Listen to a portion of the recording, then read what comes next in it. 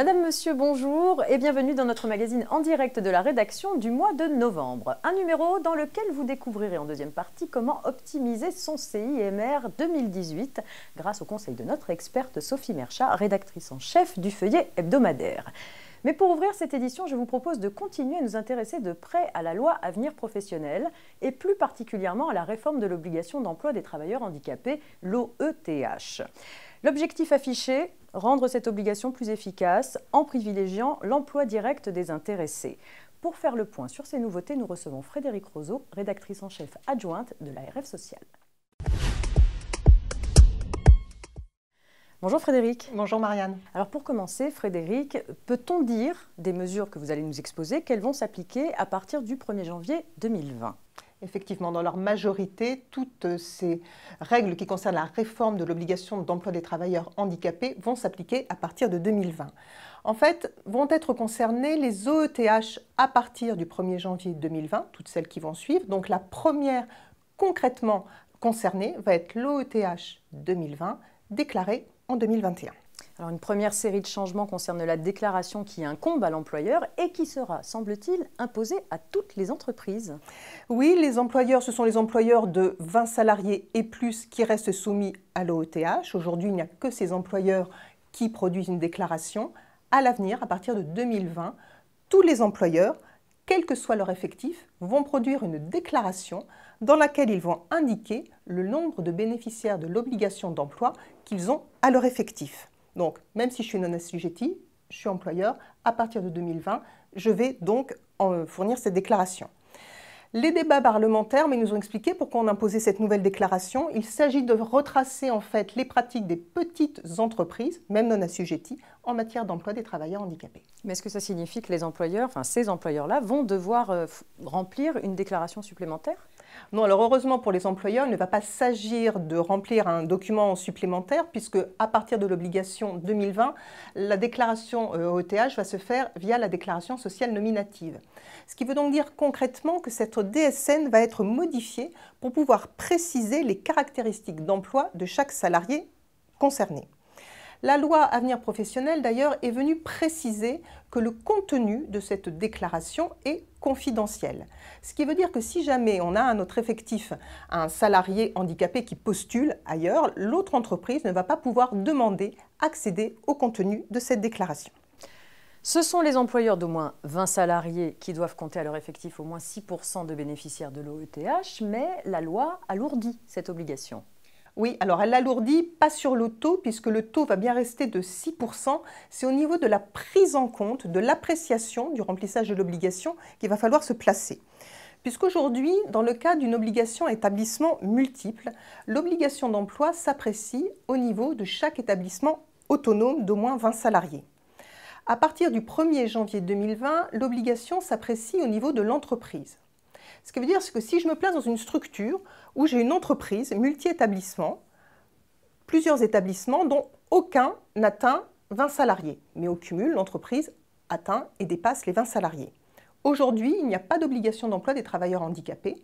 À partir de 2020, l'obligation des travailleurs handicapés va s'appliquer à cette entreprise. D'accord. Et est-ce qu'il ne va pas y avoir, comme ça existe déjà pour certains dépassements de seuils sociaux, un dispositif de lissage afin d'atténuer l'impact de cette nouvelle règle ? Oui, ça va être fixé par décret parce qu'effectivement, quand il y a comme ça une réforme qui impacte fortement les obligations mises à la charge des entreprises, on fait une phase transitoire, une phase de lissage de l'entrée en vigueur de l'obligation qui ici va se passer du 1er janvier 2020 au 31 décembre 2024. En revanche, donc je le répète, le taux de 6% ne bouge pas, c'est le taux d'emploi des travailleurs handicapés qui reste applicable. À une nuance près quand même qui peut être importante, c'est que ce taux va pouvoir être révisable tous les 5 ans en fonction de la part des bénéficiaires de l'obligation d'emploi dans la population active et de leur situation par rapport au marché du travail. Donc la révision va pouvoir augmenter le taux au-delà de 6%, mais elle ne pourra pas le faire passer en dessous. Très bien. Une deuxième série de changements concerne les modalités d'acquittement de l'OETH. Quelles sont, Frédérique, les nouveautés pour l'emploi direct de travailleurs handicapés ?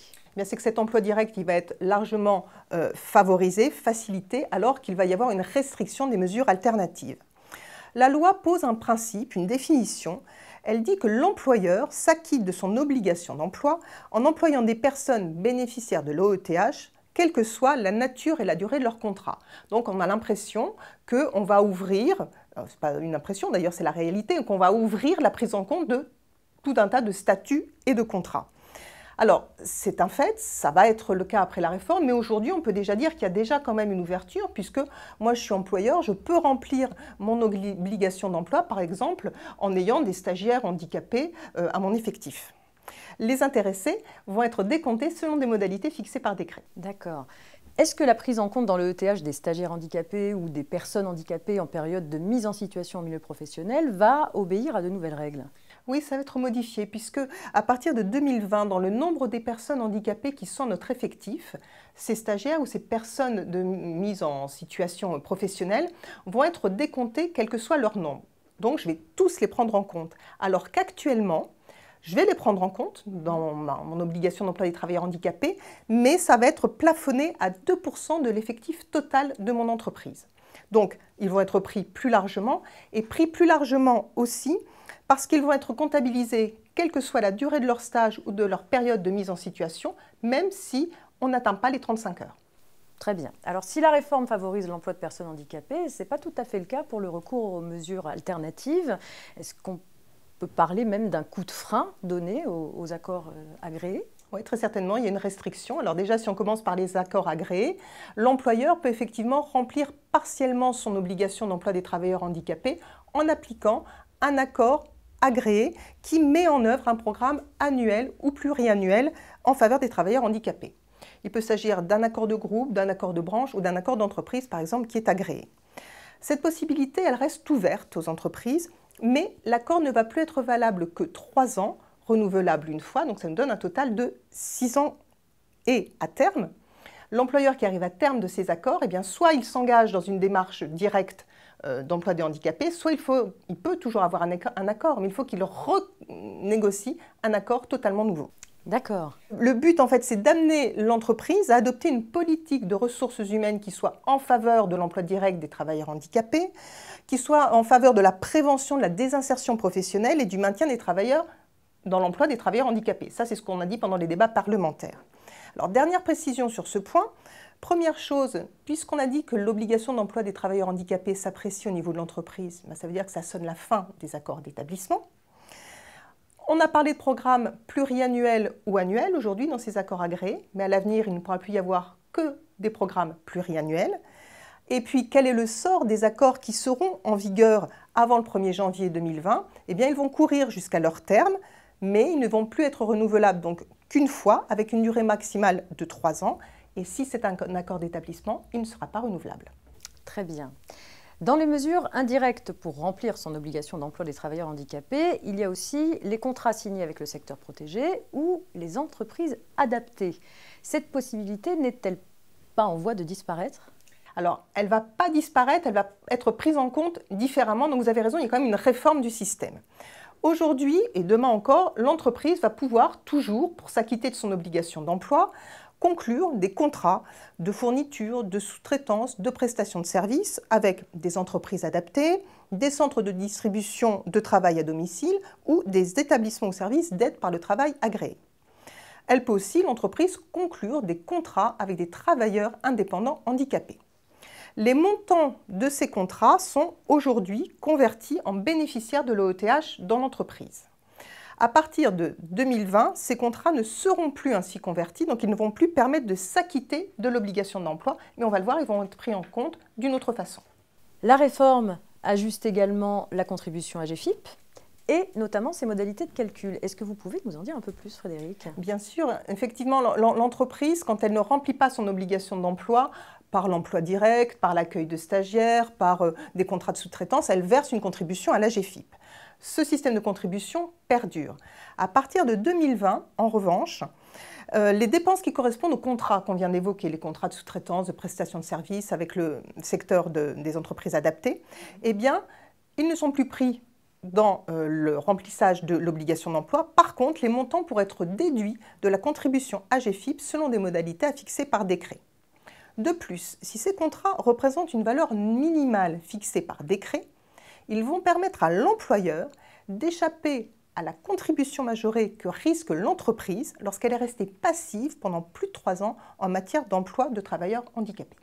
Il est aussi prévu de supprimer le mécanisme de minoration qui permet de réduire le nombre de bénéficiaires de l'obligation d'emploi manquant en prenant en compte les efforts réalisés par l'employeur à l'occasion de certaines embauches. C'est vrai qu'il y a aujourd'hui un certain nombre de minorations qui sont prises en compte. Par exemple, il va y en avoir si un employeur embauche un salarié qui souffre d'un handicap lourd. Eh bien ça ne sera plus pris en compte. En contrepartie, un décret va fixer des règles particulières de prise en compte de l'effort qui est consenti par l'employeur en faveur des bénéficiaires qui rencontrent des difficultés particulières de maintien dans l'emploi. Et en fait, ça va être pris en compte dans le calcul du nombre des bénéficiaires de l'OETH. Le montant de la contribution AGEFIP est modulé en fonction de l'effectif, mais aussi des emplois qui exigent des aptitudes particulières. Alors, c'est ce qu'on appelle les ECAP. Parce qu'on estime que l'employeur qui a dans son panel de postes à pourvoir dans l'entreprise ces ECAP va plus difficilement, a priori, pouvoir les confier à une personne handicapée.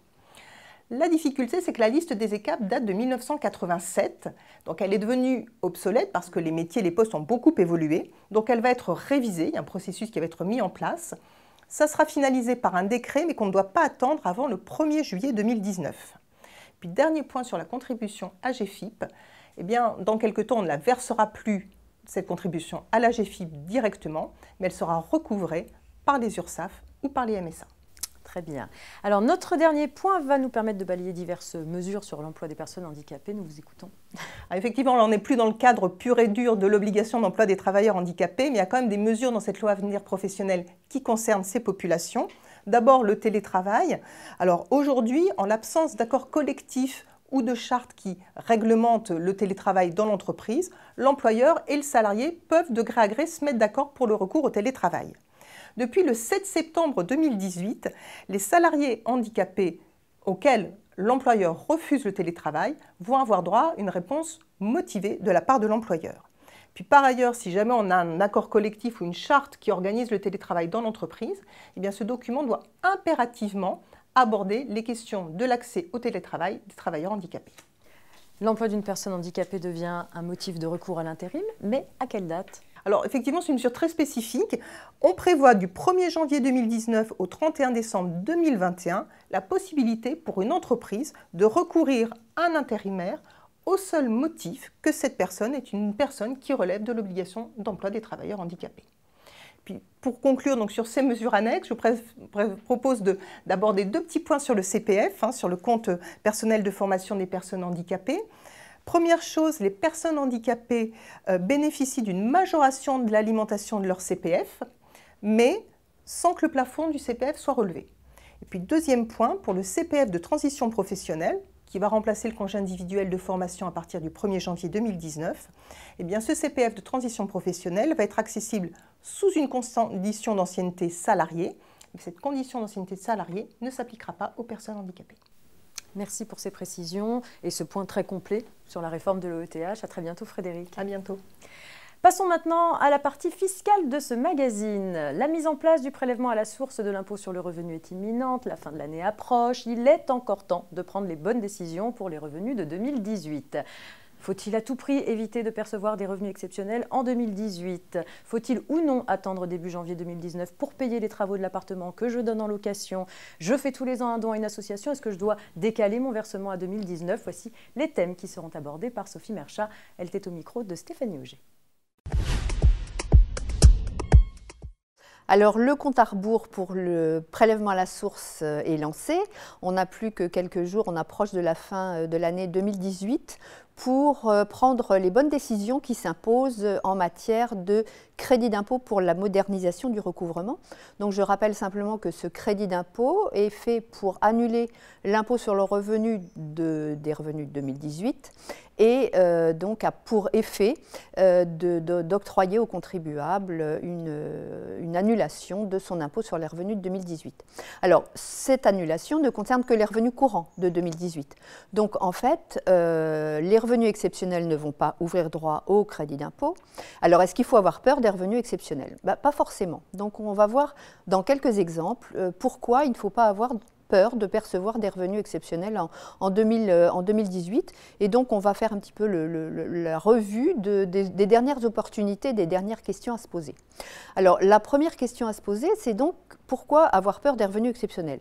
Pas nécessairement besoin d'avoir peur, puisque les revenus exceptionnels qui n'ouvrent pas droit au CIMR, ou bien les revenus qui ne sont pas dans le champ d'application du prélèvement à la source à partir de 2019, vont pouvoir effectivement donner lieu à une déduction du revenu global. Je pense aux charges déductibles sous forme de pension alimentaire, ou bien de la CSG sur les revenus du patrimoine de 2017 qui a été payée en 2018. Faute de revenus exceptionnels, ces charges ne pourront pas être déduites. Deuxième question que l'on peut se poser, elle concerne les dirigeants qui ont le contrôle de leur société en particulier, et faut-il privilégier pour eux les rémunérations ou bien les dividendes?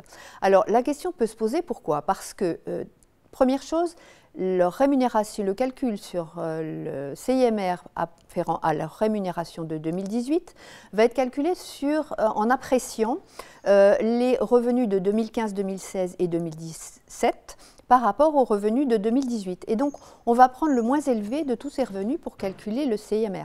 Donc, le CIMR va pouvoir être dégradé, ce qui est quand même ennuyeux.